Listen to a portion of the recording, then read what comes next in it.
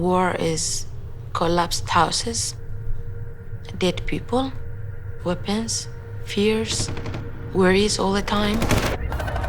Being a refugee is like being a punching bag. Your life is in other people's hands. Mun mielestä pitäisi auttaa heitä ja tutustua heihin.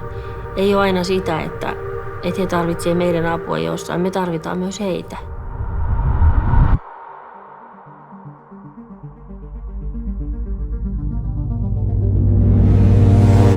I wish all wars end and everyone would be able to live in peace.